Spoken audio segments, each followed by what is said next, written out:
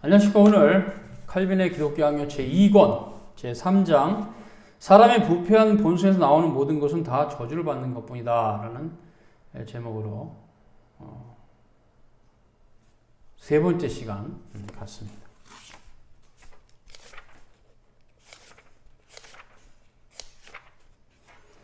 세 번째 시간은 칼빈의 기독교 강요 11절입니다. 견인도 하나님의 은혜다. 사람들에게 베풀어지는 최초의 은혜에 대해서 개개인이 얼마나 그것을 받아들인가에 따라 인간의 공로에 비례하여 견인이 주어진다는 식의 사악하기 그지없는 오류가 만연되어 있지 않다면 아무런 의심 없이 견인을 하나님의 값없는 선물로 인정할 것이다. 이 오류는 뭐냐면 하나님의 은혜를 무시하거나 받아들이는 것이 사람의 능력에 달려있다고 생각한 데서 비롯된 것이다 말합니다. 즉 이거 신인협동설이죠.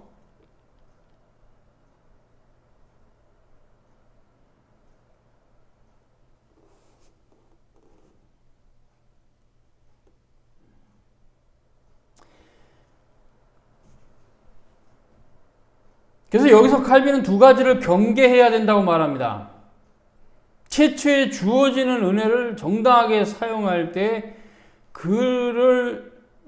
그것의 뒤에 이어지는 은혜들로 상급을 받는다. 그 말에서는 안 된다.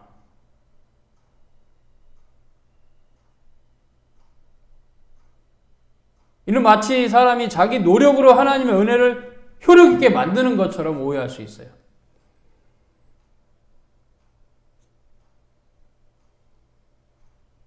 그리고 상급이 하나님의 값없는 은혜에 속한 것이 아니다 라고 생각해서도 안 된다.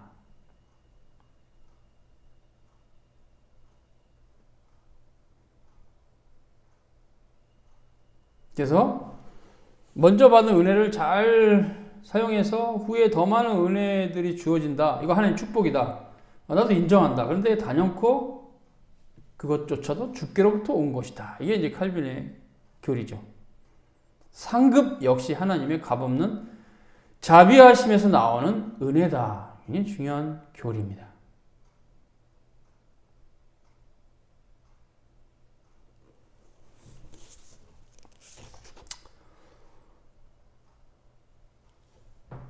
빌립보서 2장 13절 너희 안에 행하시는 이는 하나님이시니 너희로 소원을 두고 행하게 하신다. 자기의 기쁘신 뜻을 위하여 행하신다. 이것은 하나님의 자비하신 값없이 은혜라는 거죠. 그래서 최초의 은혜를 받은 다음에 우리 자신의 그 다음부터 우리 순수하게 생리적인 우리 자신의 노력으로 은혜에 우리가 협력하는 것이다. 아닌 거예요. 칼빈은 이게 성화론까지 칼빈이 말하는데 성화도 전적인 주님의 주권적 은혜다. 맞죠?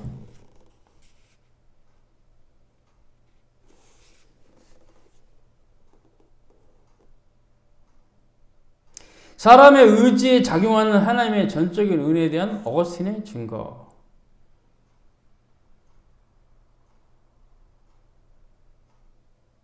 어거스틴은 성도들의 의지가 성령으로 말미암아 감동을 받음으로 그들이 간절히 원하게 되어 그 일을 이룰 수 있게 되는 것이요.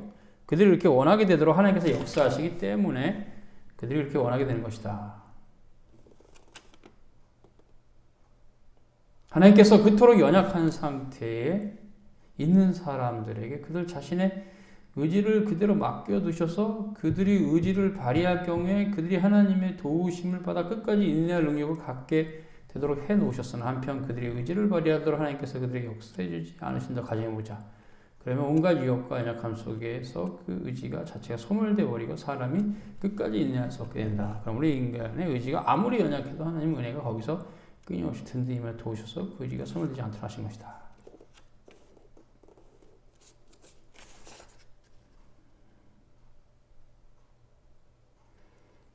앞부분이 정확한 진술이죠. 성도들의 의지가 성령으로 말미암아 감동을 받았기 때문에 그들이 원하는 바를 할 수 있게 된 것이고 그렇게 되도록 역사하는 것도 하나님의 은혜다. 전적으로 은혜에 의지하는 인간의 의지에 대한 어거스틴의 가르침입니다.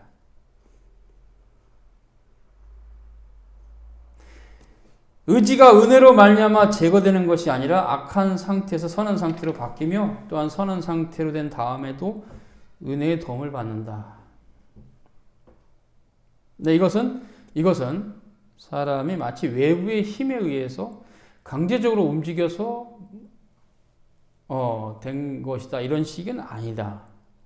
내적으로 변화되어서 하나님 말씀에 순종하는 것이다.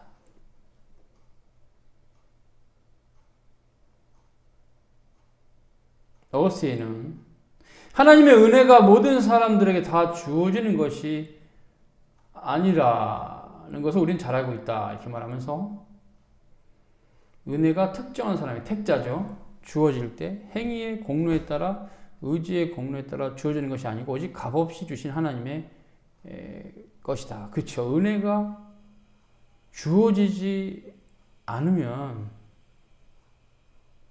선을 행할 수가 없어요.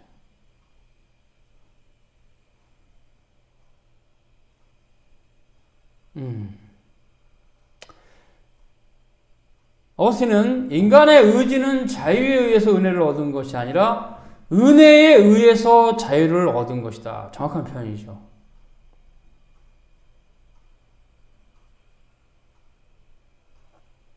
내가 자유의지가 있었기 때문에 선을 조금이나 행했고 선행한 내 모습 보고 하나님께서 은혜를 주신 게 아니고 하나님의 은혜가 먼저 있어서 자유를 얻은 것이죠.